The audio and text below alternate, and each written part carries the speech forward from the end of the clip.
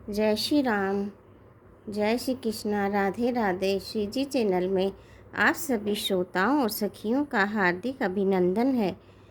कल हमने जाना था कि राजा दशरथ प्रभु श्री राम के वनवास जाने की खबर सुनते ही पृथ्वी पर गिर पड़ते हैं।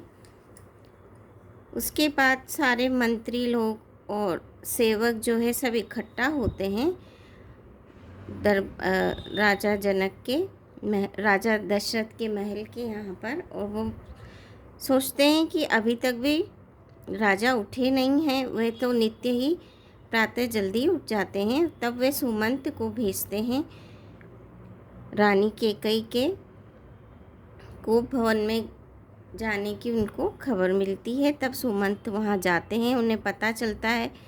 तो रानी कैकेयी बोलती हैं कि आप जल्दी जाकर राम जी को बुला के लाइए, ये उन्हीं को बताएंगे कि ये किस कारण से इनकी ये हालत हुई है। आगे चलते हैं। सुत सने होइत वचनूत संकट परेउ नरेसु सकौत आय सुधरऊ सिर मेटऊ कठिन कलेसु। इधर तो पुत्र का स्नेह है और उधर वचन प्रतिज्ञा। राजा इसी धर्म संकट में पड़ गए हैं। यदि तुम कर सकते हो तो राजा की आज्ञा शिरोधार्य करो और इनके कठिन कलेश को मिटाओ। कैकेयी बेधड़क बैठी ऐसी कड़वी वाणी कह रही है जिसे सुनकर स्वयं कठोरता भी अत्यंत व्याकुल हो उठी। जीभ धनुष है, वचन बहुत से तीर हैं और मानो राजा ही कोमल निशाने के समान है। इस सारे सामान के साथ मानो स्वयं कठोरपन श्रेष्ठ वीर का शरीर धारण कर धनुष विद्या सीख रहा है। श्री रघुनाथ जी को सब हाल सुनाकर वह ऐसे बैठी है मानो निष्ठुरता ही शरीर धारण किए हुए हो।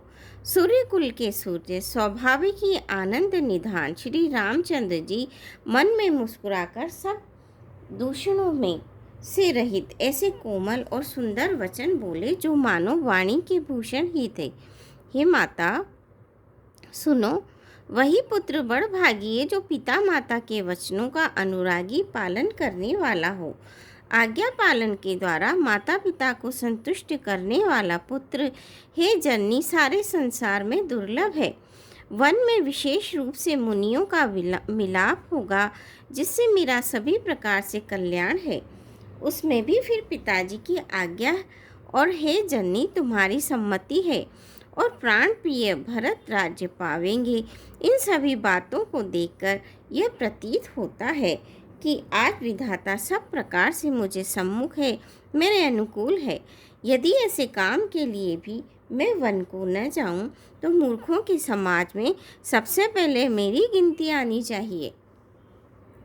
जो कल्प वृक्ष को छोड़कर रेड़ की सेवा करते हैं और अमृत त्याग कर विष मांग लेते हैं, हे माता तुम मन में विचार करके देखो, वे महामूर्ख भी ऐसा मौका पाकर कभी न चूकेंगे। हे माता मुझे एक ही दुख विशेष रूप से हो रहा है, वह महाराज को अत्यंत व्याकुल देखकर। इस थोड़ी सी बात के लिए पिताजी को इतना भारी दुख हो। हे माता मुझे इस बात पर विश्वास ही नहीं होता, क्योंकि महाराज तो बड़े ही धीर और गुणों के अथाह समुद्र हैं। अवश्य ही मुझसे कोई बड़ा अपराध हो गया है जिसके कारण महाराज मुझसे कुछ नहीं कहते। तुम्हें मेरी सौगंध है, हे माता तुम सच सच कहो।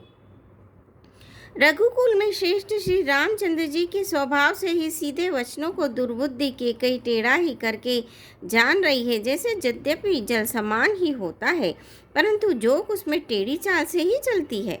रानी कैकेयी श्री रामचंद्र जी का रूप पाकर हर्षित हो गई और कपटपूर्ण स्नेह दिखाकर बोली, तुम्हारी शपथ और भरत की सौगंध है, मुझे राजा के दुख का दूसरा कुछ भी कारण विदित नहीं है।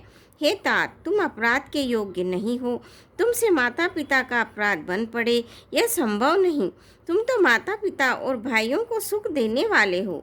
हे राम तुम जो कुछ कर रहे हो सब सत्य है। तुम पिता माता के वचनों के पालन में तत्पर हो। मैं तुम्हारी बलिहारी जाती हूँ। तुम पिता को समझाकर वही बात कहो जिससे चौथेपन बुढ़ापे में इनका अपयश न हो। जिस पुण्य ने इनको तुम जैसे पुत्र दिए हैं उसका निरादर करना उचित नहीं है। केकई के बुरे मुख से ये वचन शुभ वचन कैसे लगते हैं? जैसे मगध देश में गाया आदि के तीर्थ श्री रामचंद्र जी को माता केकई के सब वचन ऐसे अच्छे लगे जैसे गंगा जी में जाकर अच्छे बुरे सभी प्रकार के जल शुभ सुंदर हो जाते हैं। इतने में राजा की मूर्छा दूर हुई।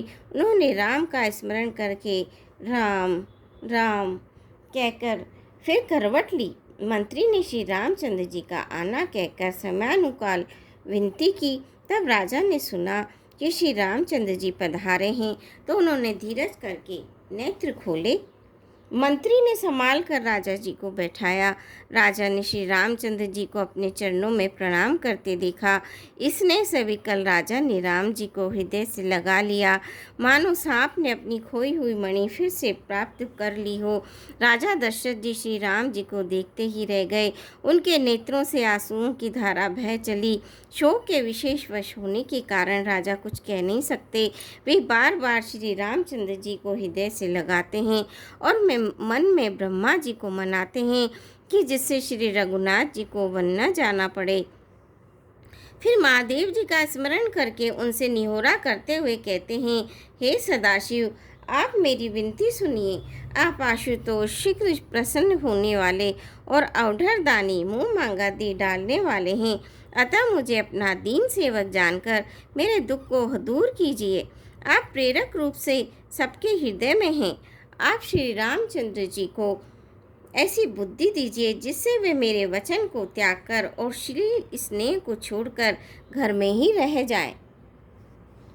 जगत में चाहे अपयश हो या सुयश नष्ट हो जाए, चाहे नया पाप होने से मैं नरक में गिरूं अथवा स्वर्ग में चला जाए, पूर्व पुण्यों के फलस्वरूप मिलने वाला स्वर्ग चाहे मुझे न मिले, और भी सब प्रकार के दुख आप मुझसे सहन करा लें, पर श्री रामचंद्र जी मेरी आँखों की ओट न हो।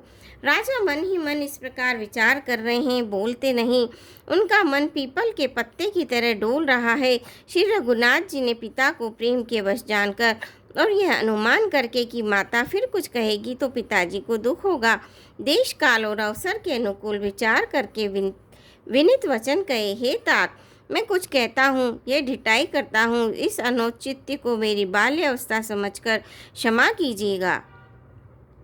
इस अत्यंत तुच्छ बात के लिए आपने इतना दुख पाया, मुझे किसी ने पहले कहकर ये बात नहीं जनाई। स्वामी, आपको इस दशा में देखकर मैंने माता से पूछा। उनसे सारा प्रसंग सुनकर मेरे सब अंग शिथिल हो गए। मुझे बड़ी प्रसन्नता हुई। हे पिताजी, इस मंगल के समय स्नेहवश होकर सोच कर ना छोड़ दीजिए और हृदय में प्रसन्न होकर मुझे आज्ञा दीजिए। ये कहते हुए प्रभु श्री रामचंद्र जी सर्वांग पुलकित हो गए। उन्होंने फिर कहा, इस पृथ्वी तल पर उसका जन्म धन्य है जिसके चरित्र सुनकर पिताजी परम आनंद हो, जिसको माता पिता प्राणों के समान प्रिय हैं। चारों पदार्थ अर्थ धर्म काम मोक्ष उसके करतल लगत मुट्ठी में रहते हैं। आपकी आज्ञा पालन करके और जन्म का फल पाकर मैं जल्दी ही लौट आऊँगा, अतः कृपया आप आज्ञा दीजिए। माता से विदा मांग आता हूँ, फिर आपके पैर लगकर प्रणाम करके वन को चलूँगा। ऐसा कहकर तब श्री रामचंद्र जी वहाँ से चल दिए। राजा ने शोकवश कोई उत्तर नहीं दिया। वह बहुत ही तीखी अप्रिय बात नगर भर में इतनी जल्दी फैल गई मानो डंक मारते ही बिच्छू का विष सारे शरीर में चढ़ गया हो।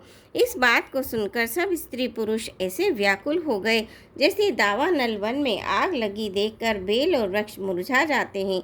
जो जहाँ सुनता है वह वहीं सिर ढूंढने लगता है। बड़ा विषाद है, किसी को धीरज नहीं बनता। मुख सुखाही लोचन स्रवही शोकुन हृदय समाई, मनहु करनु रस कटकई उतरी अवध बजाई। सियापति रामचंद्र की जय, पवन पुत्र हनुमान की जय। मंगल भवनी अमंगल हारी, दबौ सुदशरथ अजर बिहारी। दीन दयाल विरद संभारी, हरौ नाथ मम संकट भारी। श्रोताओं, आज के लिए बस इतना ही। कल आपसे फिर भेंट होगी। आज्ञा दीजिए। जय श्री राम।